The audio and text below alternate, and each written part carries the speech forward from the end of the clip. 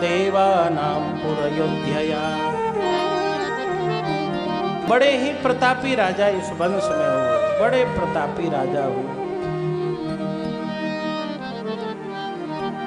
लेकिन धर्म, सत्य, प्रताप, वैभव, बल, पराक्रम, तपस्या तब पूर्ण हो गई जब इस वंश में दशरथ नंदन के रूप में भगवान श्री राम का आगमन हो गया।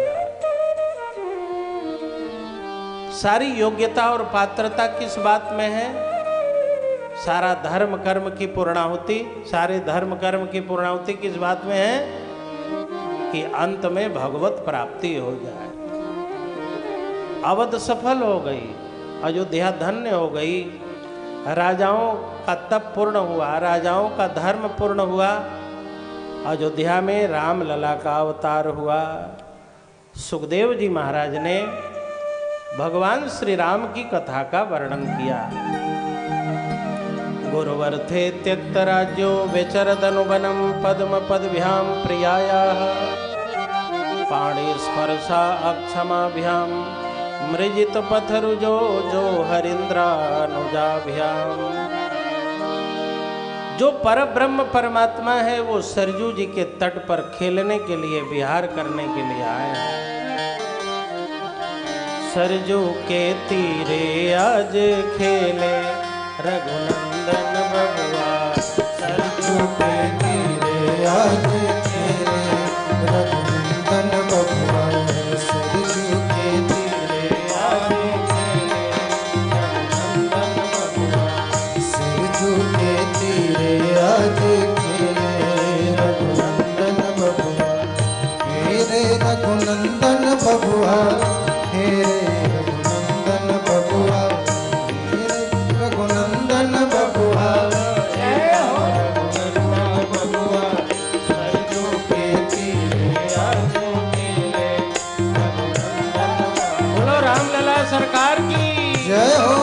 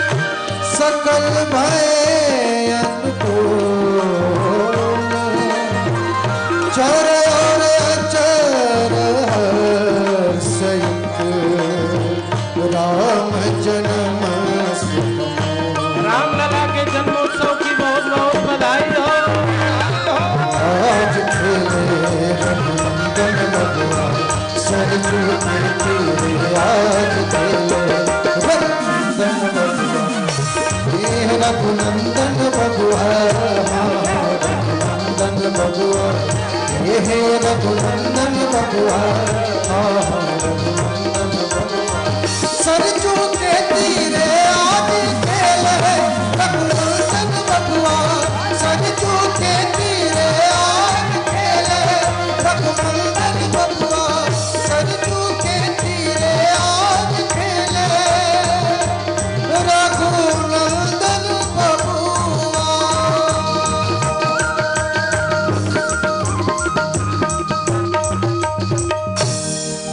राम लला सरकार की जय हो।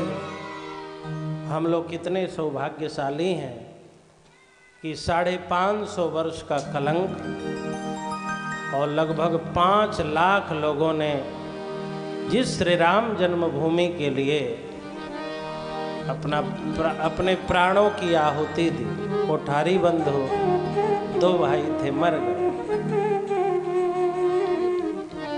कितने लोगों ने बलिदान दिया, खून की नदी हो गई अयोध्या में। सबका संकल्प पूर्ण हुआ। हम लोग सौभाग्यशाली हैं कि वह उस समय में इस पृथ्वी पर हैं जिस समय में राम जी को पुनर्प्रतिष्ठा उसी मंदिर में पुनः जगह मिलने जा रहा है।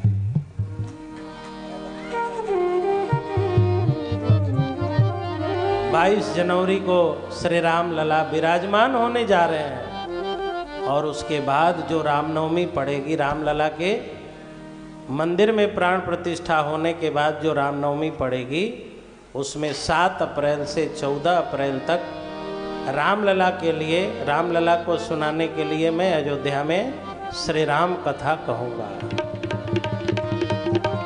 रामपुर उत्तर प्रदेश का एक परिवार है, सक्सेना परिवार। वो लोग विशेष सहयोग इसमें उनके द्वारा, लेकिन ये भव्य कथा है और लोगों की ज़रूरत है। जो लोग जजमान बनना चाहें या किसी तरह से वहाँ रह के कथा सुनना चाहें या किसी भी प्रकार से सेवा रहना सब व्यवस्था होगी।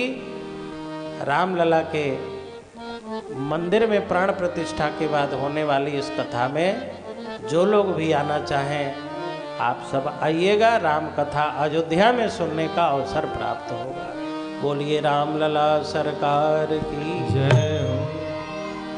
सुखदेव जी महाराज कहते हैं, सीतापतिर जयति लोकमलग्न कीर्ति। सुखदेव जी कहते हैं सीतापति की जय हो। माताओं, कितने गौरव की बात है। राम जी की जय नहीं, सीतापति की जय हो, जो सीता के पति हैं।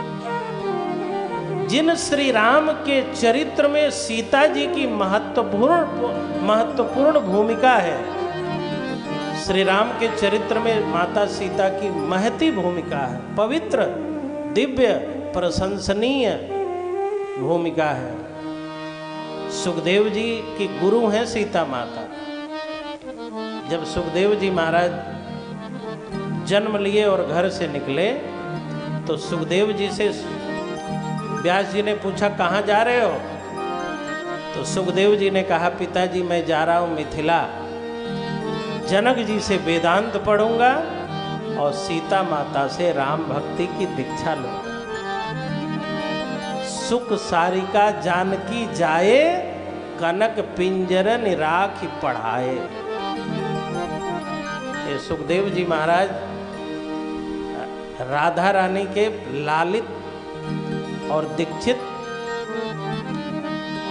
तोता तो हैं ही, लेकिन इनके ऊपर माता सीता की भी बड़ी कृपा है, अनंत कृपा है, करुणा है। सुखदेव जी महाराज कहते हैं सीतापति जो सीता के पति हैं उनकी जय हो। उन श्री राम की जो कीर्ति है, जो यश है, उसका कोई अतिक्रमण इस पृथ्वी पर न आज तक किया न कोई आगे कर सकता। सामाजिक समग्रता, वैश्विक समरसता, मानवीय गरिमा के सुचारू संचालन के लिए मर्यादा, जिस मर्यादा की जरूरत होती है उसी मर्यादा को अभिव्यक्त किया श्री राम ने अपने चरित्र के द्वारा। वेदों का ज्ञान तो रावण को था, वेदों में ही तो पूरा ज्ञान भरा पड़ा है। ज्ञान तो रावण के पास था, मतलब थ्योरी रावण के पास थी, लेकिन प्रैक्टिकल रावण के पास नहीं थी। थ्योरी थी इसीलिए तो रावण शिव तांडव पढ़ता है। जटाटवी गलत ज्वल प्रवाह पावित स्थले गले वलंब लंबिताम भुजंग तुंग मालिकाम, और अंत में कहता है कदा सुखी भवाम्य हम, हे महादेव मैं कब सुखी होऊंगा। शंकर जी ने माथा पीट लिया। सोने की नगरी तुम्हारे पास, पुष्पक विमान तुम्हारे पास, मंदोदरी जैसी पत्नी तुम्हारे पास, इंद्रजीत मेघनाथ बेटा तुम्हारे पास, 1 लाख बेटा 1.25 लाख नाती तुम्हारे पास, इंद्र चंद्र कुबेर नौकर जैसे जी जी जी जी करते रहते, अब क्या दे दूंगा कि तू सुखी हो जाएगा? बोल। सोने की नगरी आज तक दुनिया में किसी की हुई है? हैं? शिव जी स्वयं पूजा कराते थे, ब्रह्मा जी आकर के वेद पाठ किया करते थे। बताइए, बड़े बड़े देवता जिस नगरी की नौकरी करते थे, वायु देवता जहाँ झाड़ू लगाते हो, सूर्य जहाँ प्रकाश करते हो, चंद्रमा जहाँ शीतलता करते हो, वो रावण कहता है कदा सुखी भवाम्य हम, मैं सुखी कब होऊंगा? थ्योरी तो हो लेकिन प्रैक्टिकल ना हो, बातें तो हो लेकिन व्यवहार में आचरण ना हो, तो वह आदमी केवल थ्योरी पढ़ करके कभी भी सुखी नहीं हो सकता।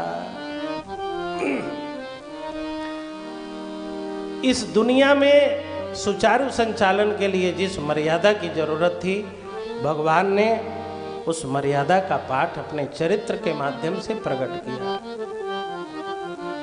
मर्यादित जीवन के लिए 2 महत्वपूर्ण चीज है। जीवन में भावना होनी चाहिए और विवेक होना चाहिए। भावना के बिना विवेक का कोई महत्व नहीं और विवेक के बिना भावना का कोई महत्व नहीं है। हमारी जरूरतों के लिए, हमारी इच्छाओं की पूर्ति के लिए कई बार जब भावना का वेग टूटता है, बांध टूटता है, तो आदमी मर्यादित हो जाता है। अपने उद्वेगों को, भावनाओं के बांध को कौन रोकेगा? तो कहते हैं जब बाढ़ आए तो बांध रोकता है, और उद्वेग का जब बाढ़ आए तो विवेक का बांध देना चाहिए। भगवान ने भावना और विवेक दोनों का संचालन किया है। श्री राम और भरत के बीच में जो भावना है, राम और लक्ष्मण के बीच में जो भावना है, अयोध्या वासियों का श्री राम के प्रति भाव और भावना है, वो अद्भुत है। लेकिन विवेक भी देखो। श्री राम कहते हैं कि मैं व्यक्तिगत सुख और संसाधनों को और व्यवस्थाओं को महत्व नहीं दूंगा, मैं समाज को महत्व दूंगा, मैं सनातन को महत्व दूंगा।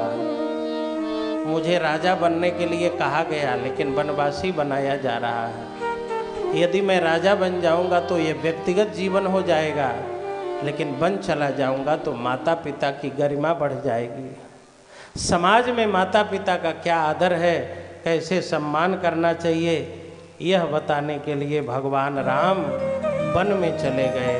पहले तप किया, तब राजा बने। पहले तपस्या की मालिक बनना है। बोलो, आजकल के लोग चाहते हैं पापा जल्दी हमको वसीयत लिख दें। पापा की नसीहत नहीं चाहिए, वसीयत चाहिए। पापा की बातों को महत्व नहीं देंगे, केवल उनका धन चाहिए, उनका वैभव चाहिए। भगवान श्री राम ने ऐसा दिव्य चरित्र किया और पूरी पृथ्वी पर मानवता की स्थापना करा दी। मानवता के संस्था